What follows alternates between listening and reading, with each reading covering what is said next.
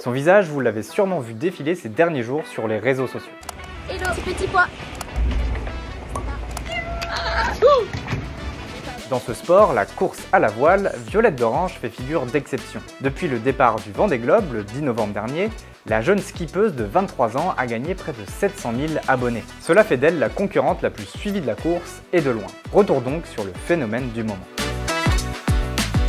La course du Vendée Globe a toujours boosté la popularité des skippers, mais les chiffres de Violette d'Orange pulvérisent tous les records. Juste avant le départ, nous avions fait un classement des skippers en fonction de leur notoriété. Violette d'Orange se classait à la 3e position avec 212 000 abonnés sur l'ensemble de ses réseaux sociaux, se classant derrière Guirec Soudé et Boris Herman. Mais depuis le départ, elle a explosé les compteurs, atteignant 900 000 abonnés, dépassant de loin les autres skippers de la course. À 23 ans donc, la skippeuse de l'IMOCA Devenir est donc devenue la personnalité la plus suivie parmi les 40 marins au départ de cette édition 2024. Mais alors, qu'est-ce qui explique ce succès? Déjà, Violette d'Orange est la plus jeune skippeuse au départ d'un Vendée Globe. À seulement 23 ans, elle s'est déjà illustrée par des records de précocité. Les globes, c'est un rêve depuis que je suis toute petite. En 2016, j'étais sur les pontons à regarder le départ des grands marins et ça m'a toujours fait un peu rêver.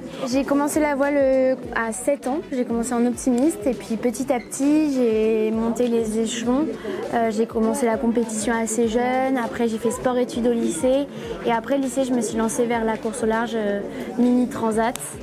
C'est une traversée de l'Atlantique en solitaire à 18 ans. Première femme à prendre le départ de la Mini Transat et de la Solitaire du Figaro à un si jeune âge, elle ajoute aujourd'hui une nouvelle page à son histoire avec le Vendée Globe. Elle incarne un renouvellement dans l'image des skippers. À l'aise devant la caméra, elle casse les codes traditionnels de la course au large et séduit un public plus jeune grâce à sa spontanéité et sa sincérité. Avec une stratégie bien pensée et une équipe totalement dédiée pour sa communication, elle a su développer une image moderne et soignée. C'est vrai que le Instagram et YouTube, c'est des trucs que j'aime bien, où j'aime bien rajouter ma patte et continuer de faire moi-même quelques vidéos quand même pour rester authentique et proche du public en quelque sorte.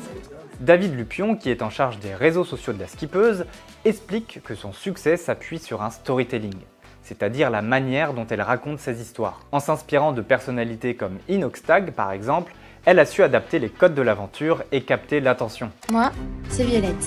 J'ai 23 ans et je m'apprête à découvrir l'Everest. Alors pas tout à fait comme Inoxtag, puisque moi, c'est l'Everest des mers.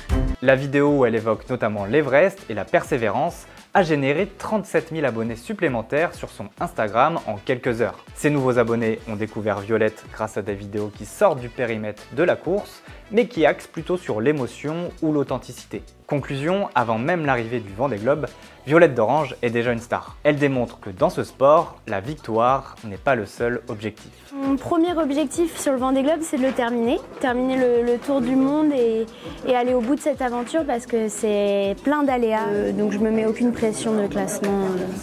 Voilà, je veux juste profiter de ce tour du monde.